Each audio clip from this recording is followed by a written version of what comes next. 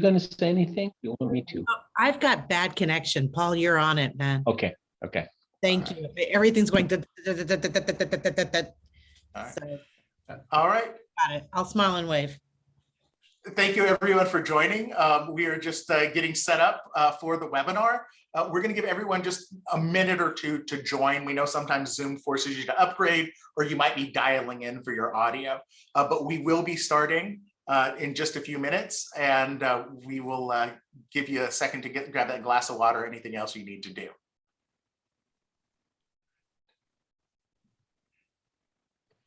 And it looks like we are leveling off. So I'm going to go ahead and get started. We are going to record this, so if you come in late, don't worry. This recording will be available on the Inland Northwest Partnership website. And we just like to welcome you. My name is Mario Ubalde. I'm the Director of Customer Success for SizeUp, and I'll be running you through a demo of the tool, the upgraded tool, and then answering your questions along with my partner Armando, who will be acting as sort of the traffic controller. So if you have questions, if you want to look at specific industries or your marketing plan, please, this is an interactive session, and we're going to go ahead and get started. So without any further delays, I'm going to pass you on over to Paul for some opening remarks.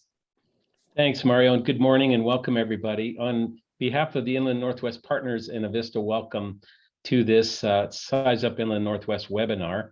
My name is Paul Kimmel. I work for Avista and I chair the Inland Northwest Partners, and I'd like to introduce, for those that don't know her yet, Katie Gilkey is our Executive Director of the Inland Northwest Partners. It's great to have her on board. So as you'll learn today, Size Up Inland Northwest is a powerful online tool that enables startups, small business, and medium-sized business free access to market research and business intelligence that's really industry specific and hyper-local. And I'm excited to see the upgrades that Mario and SizeUp is offering right now.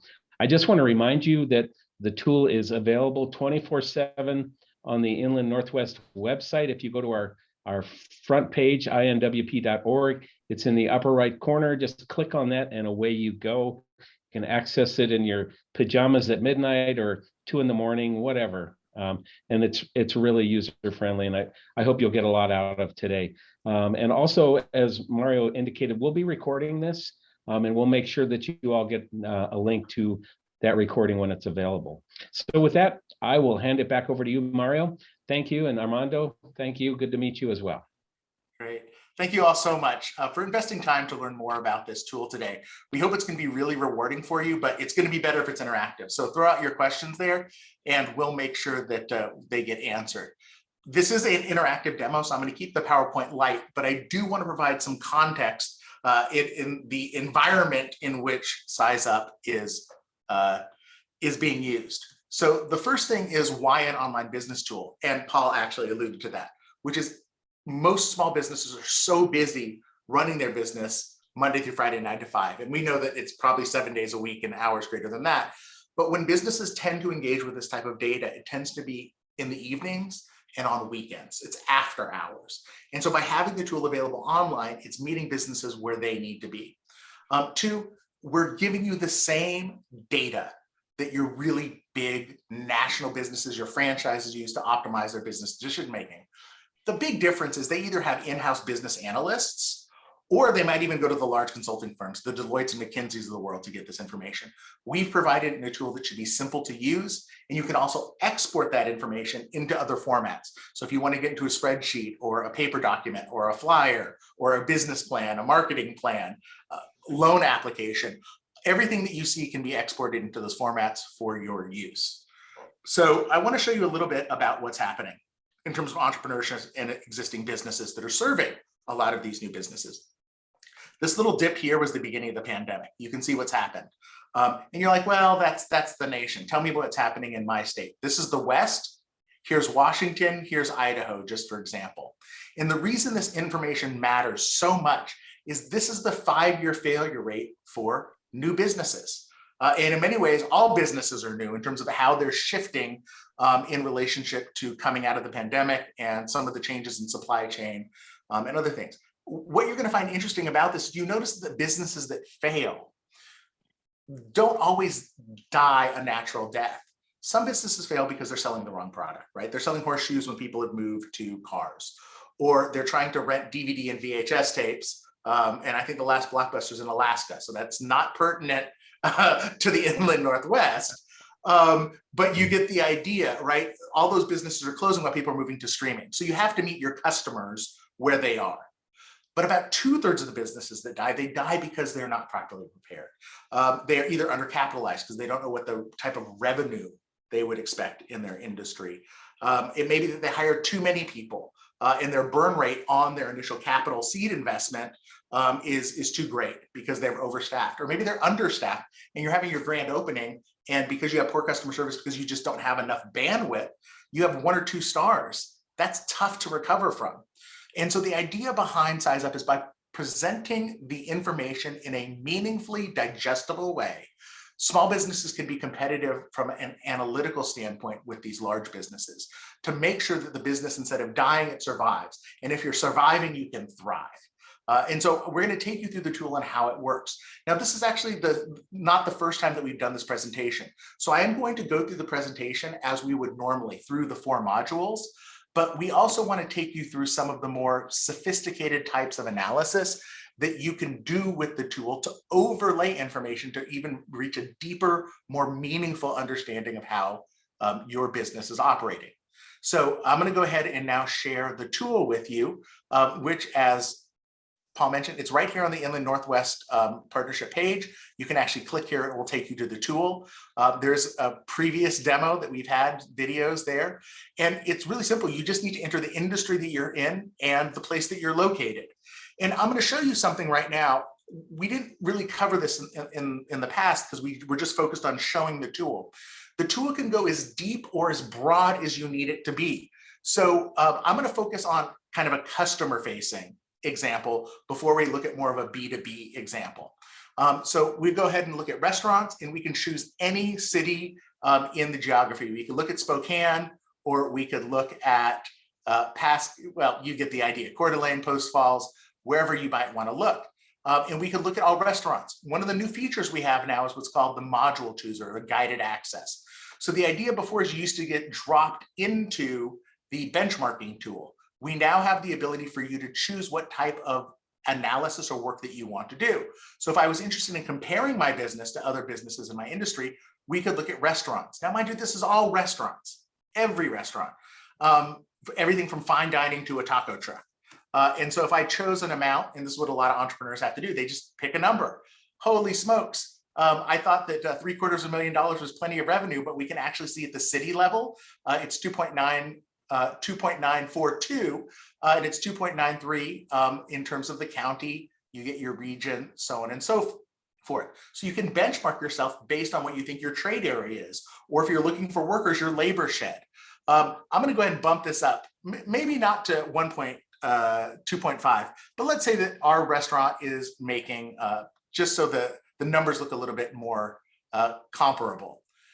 Now, that's just restaurants. That's all restaurants. Maybe you have your grandmother's secret recipe from marinara, and you can see, wow, look at that. So it's 3.7 for Italian restaurants, or maybe that is a sauce that you put on pizzas, and then it's 2.3.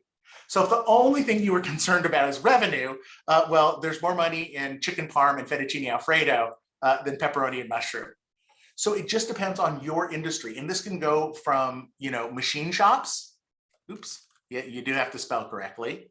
Although we do have, there we go. So we can go for machine shops, or we could even look at coffee shops. And so I'm going to leave this at coffee shops just because it makes sense, right?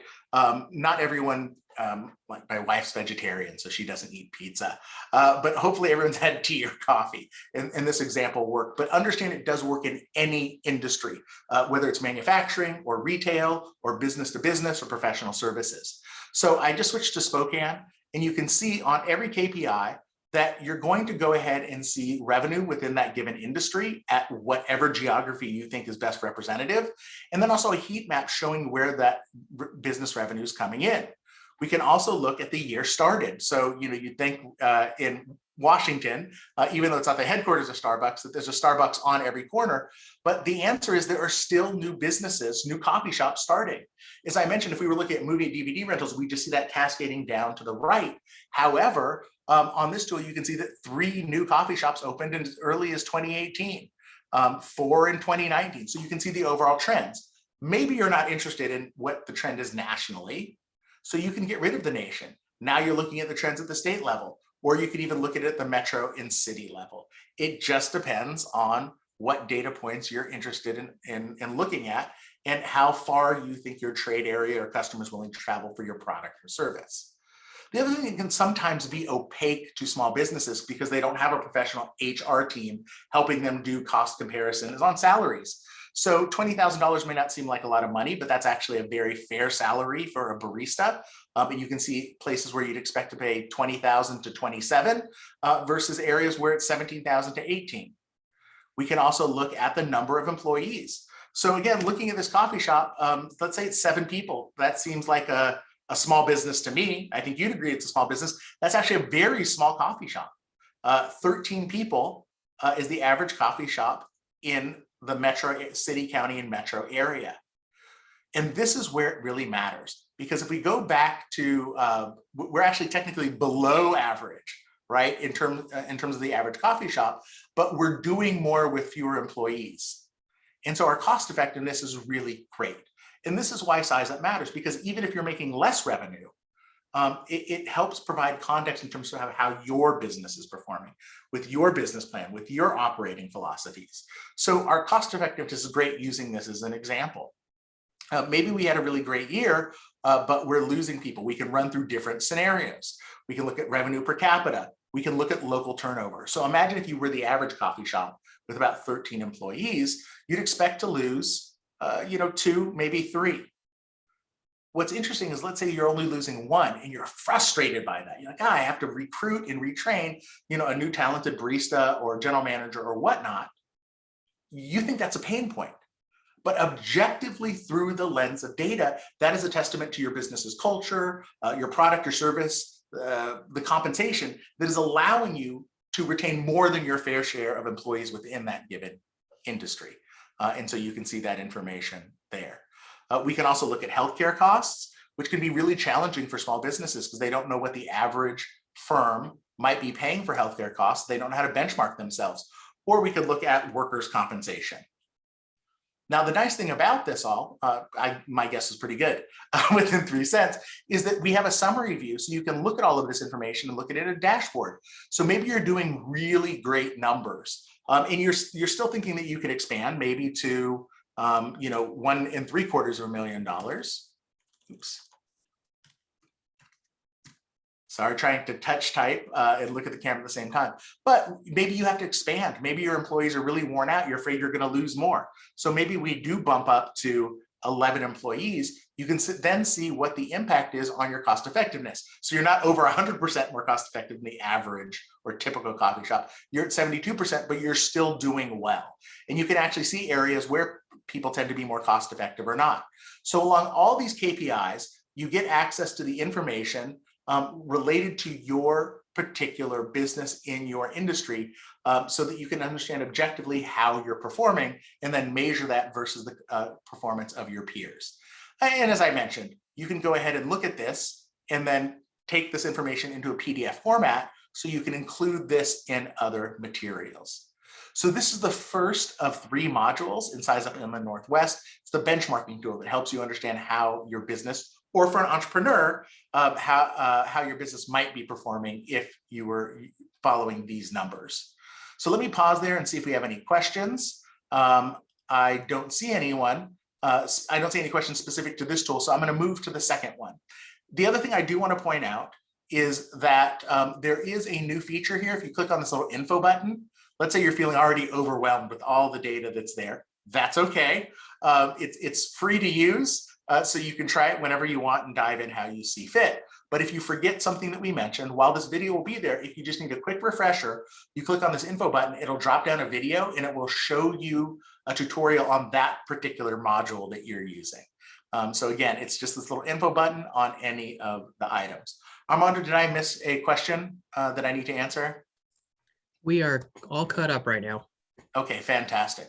So this is the competition tool. And the idea behind the competition tool is to help you understand the spatial characteristics of your entire ecosystem, right? Your competitors, your customers or potential customers if you're using the tool to prospect, and then also your supply chain. So, instead of looking, and I'll show you a quick thing right now. If this was focused on a B2C or like a retail customer facing type situation, then you can also apply a heat map. So we could look at saying it's a coffee shop, we could look at food and beverages. And again, as we went from restaurants to Italian restaurants to pizza, we can do the same thing here. We can go from food away from home. We can look at snacks and non-alcoholic beverages, or maybe breakfast and brunch if our coffee shop also, sells pastries or sandwiches or things of that nature. You can see that concentration. And this is our new tool. So you'll actually see the information here at the zip code level. And you can see areas where people are receiving more or less revenue within that category. Or you can look at average household expenditures. Did you see how that flips? So there's a lot of revenue coming in here, but the households are actually located further to the west. So it just depends. Both are totally valid ways of doing the analysis. It just depends on what your particular plan is. So I did want to show the heat map. One of the other things that's new about the heat maps is as you zoom in and zoom out, the calculations may change. So here we are at the county level, and then we can zoom out further and go to the state level. So you control the level of analysis by moving the map around, zooming in and out. We'll talk a little bit more about that later. But I want to change to a different example. So where this tool can really shine is for a business that's selling to other businesses.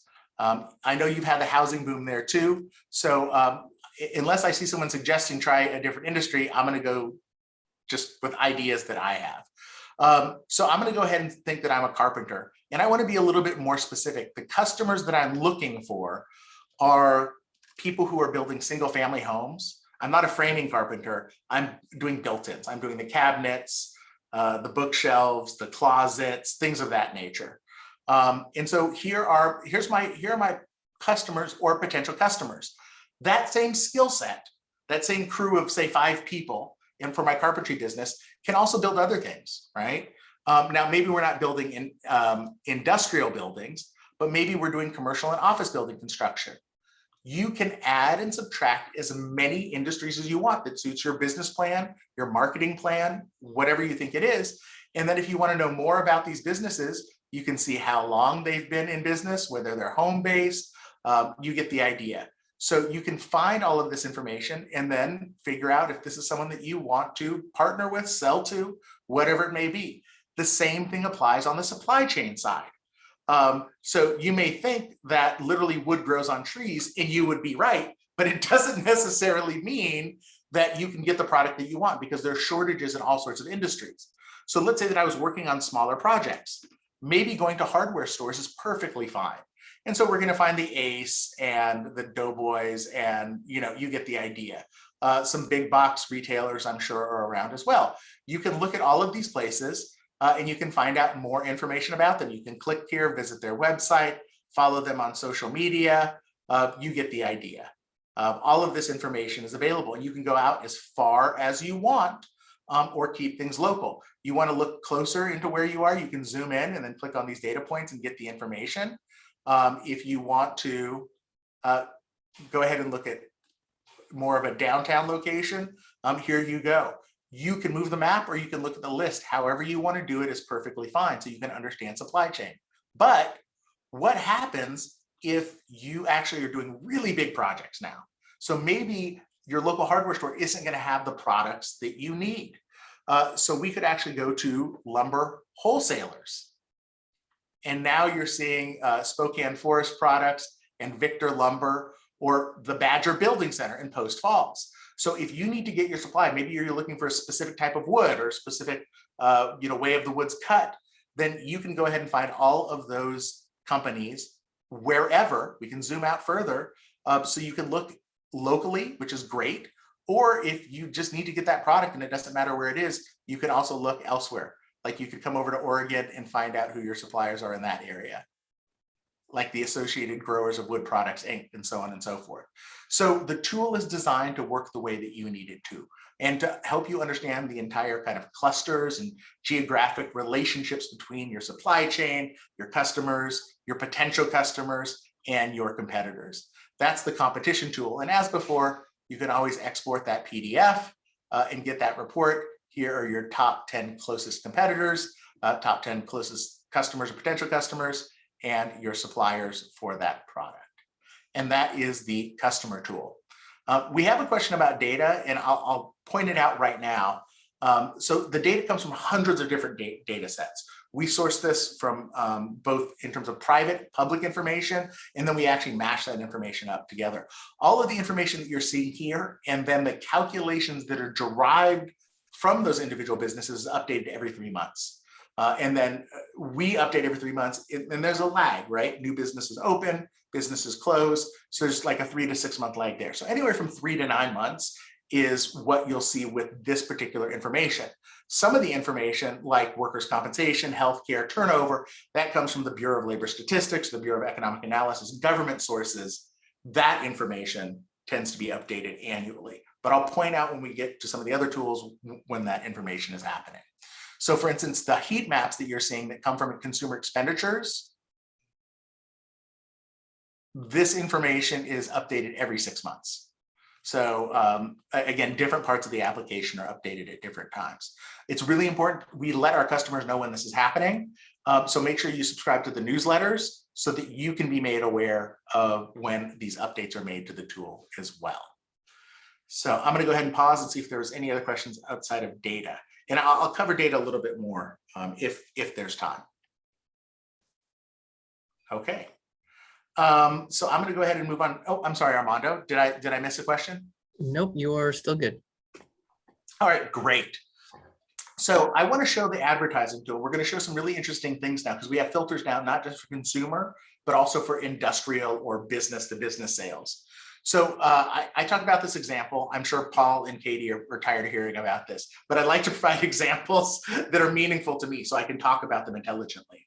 And I'm kind of in an interesting situation because one of the services that I go to is a dentist. And that's where we find a lot of advertising. People can't afford Super Bowl ads, right? Everyone's doing targeted advertising. Matter of fact, Pepsi can't even afford Super Bowl, apparently. They're pulling out their sponsorship for the halftime show.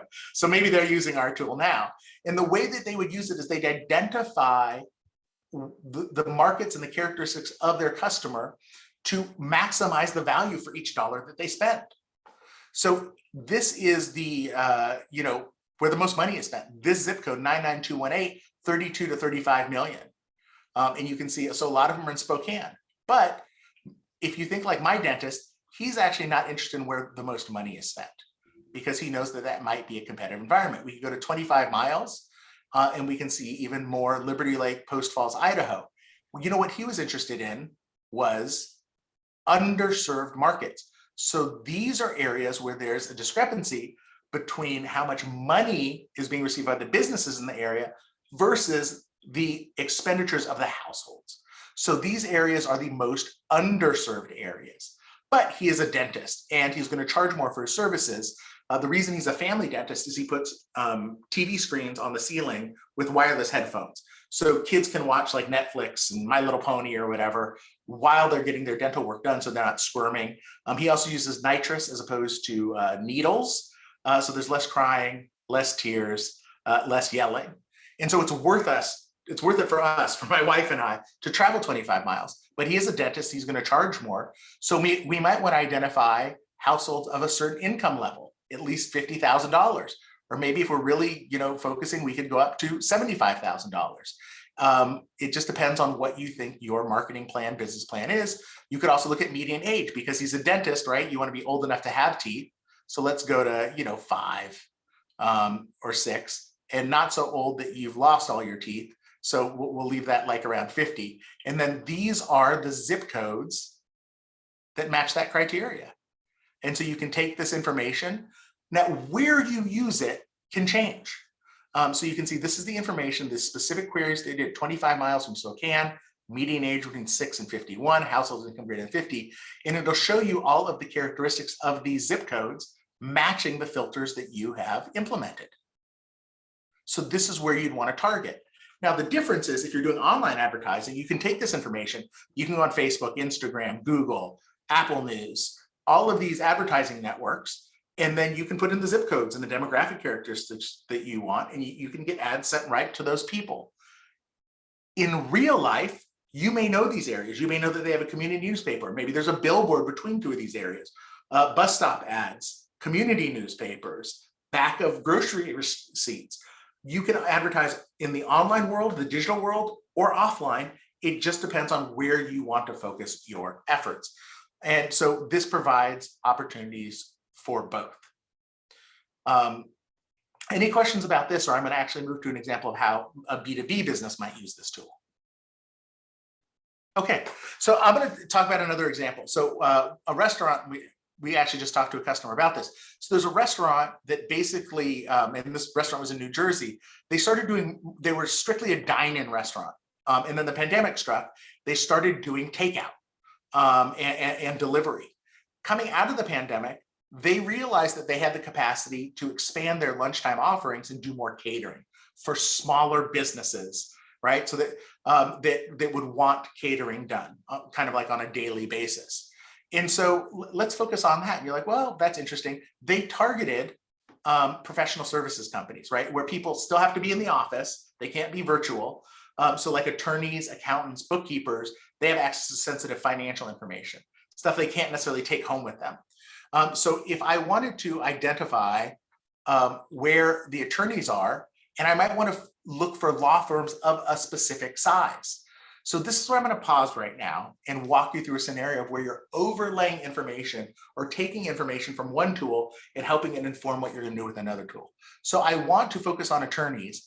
I'm not going to do income or average revenue because there's so many different types of attorneys, right? Someone who's doing family law might be completely different, someone who's doing criminal law or civil litigation. But I think if I'm a restaurant, I'm really focused on the size of the firm. I'm not an attorney. I'm not in a law firm. How do I find that out? Let's go back to the My Business tool. Let's find out what the average size is for law firms in and around Spokane, right? Again, we can go to any geography, but I want to make sure we have time for this. So I got news for you. It's 3.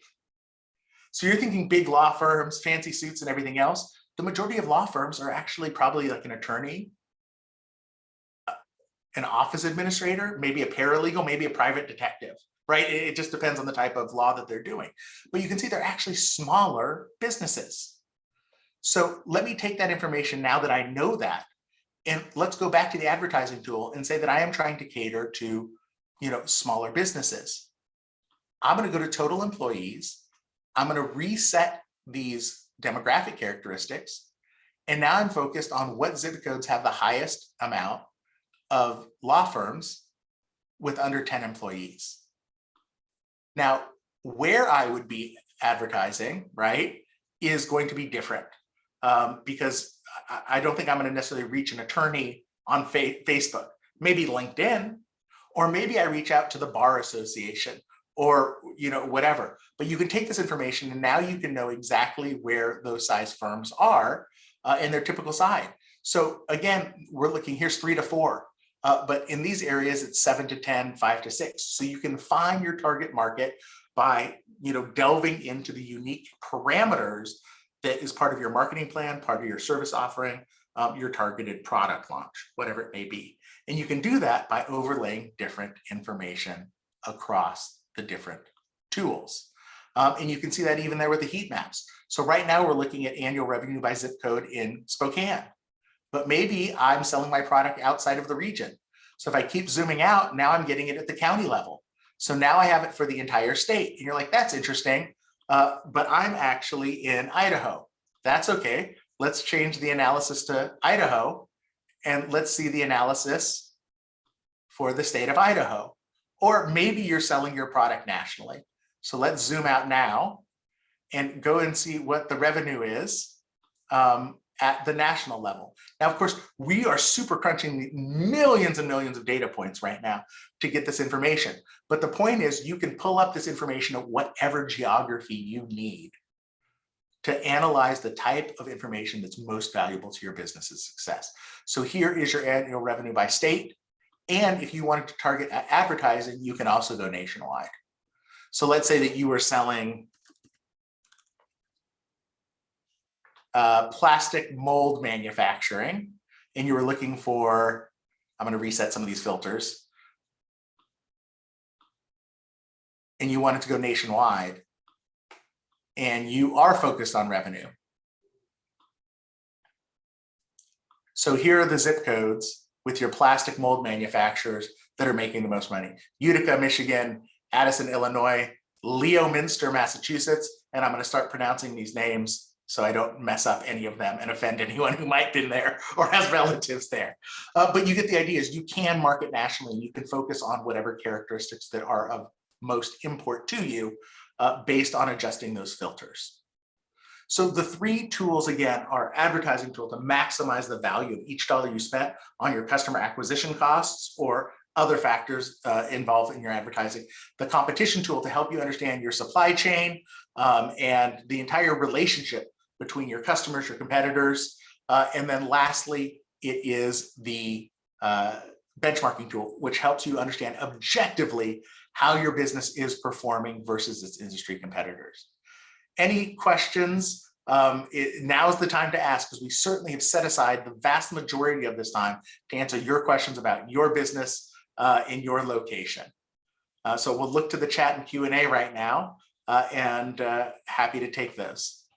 Yeah, Mario. So one of the questions here is, I've typed in my industry, but my business is not popping up. Sure. Well, so sometimes and actually let me answer that question, but let me show you something too, because it happens to be here. So I did plastic mold manufacturing. You notice the benchmark here is only at the state and national level. It doesn't mean that there's not plastic mold manufacturing in Post Falls or the county. We always err on the side of providing meaningful, actionable data. And so what this means is that we don't have enough information to provide that benchmark at that level. So we always default to the smallest geography that is statistically reliable. So if we went to something, I don't know what, let's go to lumber wholesale. See, now we're getting the county level, but not the city level. Again, not to say that Post Falls doesn't have lumber wholesalers there, just that statistically that's where you'd find the accuracy. So it's also very similar in terms of, let's go to something that I can talk to. So these are coffee shops. I think we all know that we get coffee at places other than coffee shops. You can add multiple industries, especially if your business serves more than one industry or more than one type of customer. So here's coffee shops. We can add in diners, right? We can even add in tea rooms. Or maybe you sell coffee and you also roast it, right? You're a gourmet local roaster. So you get the idea. You can add all those places in, and then you might find your business there. The other thing that I should point out is it's always based on the centroid, this is a geographic term, of the city that you're doing analysis with. So we have, 370 odd. Now look, we're all the way out in Plains, Montana and Grand Coulee, Washington. So you always want to start with the geography that's closest to where you are. So if you were in, Pasco, Washington, you can go there and then you can look through those listings. But you'll see there's tons of listings. So what happens each time you click over to another page, you're going to go further and further away from the center of the city. So here's your next 20, next 30, next 40, next 50, so on and so forth. So if you haven't found yourself, go ahead and enter additional industries that may be a match for you. And don't be afraid to go to that second page or third page of the listings. So that's the way the tool works. Hopefully that answers the question. If not, one of the things I should point out is if you don't see your information, we work with all the national data vendors. You can click the help button, submit a ticket, and we can get your information updated. So reach out to us and we're happy to help because we work with all the national data vendors. And I want to be clear here, we don't sell your data. That's not the business that we're in. But we do get it to the data vendors as quickly as possible so your information can get updated sooner than later. So yes, please reach out to us. So Mario, if there was a business that's listed that's no longer in business, would I go to that same help portal to update that? At this point, you will. We actually are in the process of doing some enhancements to our tool. So eventually there's going to be a little link here. So you can actually update the information directly on the tool. We just launched this newest tool. And so you can see one of the things that we have here, and I just kind of randomly clicked on this, but you can actually see that we do have women-owned and minority-owned information along with social media. So this is a new feature as well, showing that information. So that will be something that's coming along. But for right now, just go to our help site. We'll help you. Any other questions related to that? Otherwise, I will pivot back to the data question while people are maybe asking or thinking about other questions. Yes. What is the I to the right of competition? Oh, sure. So the I is a little info button. And what it's here to show you is that you can actually look at the videos relative to this particular module. So this video will show you information about the competition module. This I will show you a video about the benchmarking tool and in advertising. So whenever you need a refresher on how the tool works, you go ahead and watch the video, less than a minute, and then you can dive in and use the tool in a little more informed fashion. Again, this video will be available as well. The entire webinar that we're doing will be available online after this too. All right. So I'm going to go ahead and just go back to that data question just really briefly. I showed you some of that information, but I do want to make sure that we're being as educational as possible.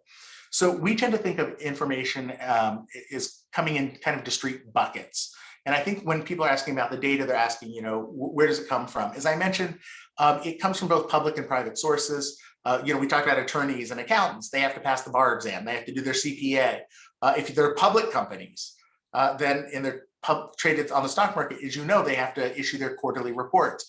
So all of that information can come from both public and private sources, and we buy from the major national data vendors.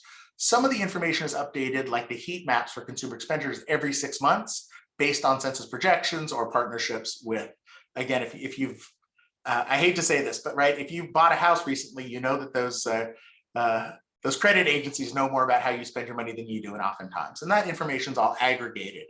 And you can see that we get labor information, salary, turnover from the Bureau of Economic Analysis, the labor statistics. So that information that tends to be from a government nature is updated on an annual basis because that's how frequently our government agencies do that. So I just wanted to cover that in a little bit more detail than I did previously. Again, when we do have updates, we certainly share that information with the Avista team, with the Inland Northwest Partnership team. So do make sure that you're subscribed to their newsletters so they can get that information to you and you can be aware of when those updates are happening. Right. Anything else? Mario, I don't see anything, but I do want to point out that I have put the website location in the chat and you can use that right now if you wanted to. All right. So unless there are other questions, we're going to go ahead and turn this back to Katie and Paul and let them offer some closing words. Thanks, Mario and Armando. Yeah, again, you know, the best thing I can tell our folks is, you know, use it, practice, experiment. It's really intuitive, and I appreciate the fact that you're just an email away. I really appreciate the upgrades with the video tutorials too. That's a really helpful add-on. So again, thanks. You know, we just have to keep promoting. You know, our chambers need to share this out with their members, our economic development organizations, our SBDCs. I mean, this is just such a powerful tool. And, you know, again, it's free to our communities and businesses, and I just can't stress that enough. And it's just been fun working with you all at SizeUp, Mario and Armando, and we look forward to continuing. And you guys are working hard on improving that tool as well. So, Katie, anything you want to say? No, I think this is such an amazing tool. And my biggest frustration is just how do we get it out to the masses that need it? Right. that are super busy, but if you've got people, people who are on the webinar that you think, hey, they're a small business or they're exploring a new venture, this tool could be just so valuable. Well, thank you all for that. We hope that everyone's found this very, we didn't see a single person leave. So I hope that means that we did a good job throughout the webinar. We are at least entertaining and informational. But again, we'll get this video out to the team so they can post it on the website. If you have any questions, reach out to us. Otherwise, we hope you have a fantastic small business week and that some of the information that we have given you today can propel you to next year's small business week in a healthier, more robust fashion. Everyone take care, stay safe, and best of luck to you. Thank Bye. you. Thanks. Bye-bye.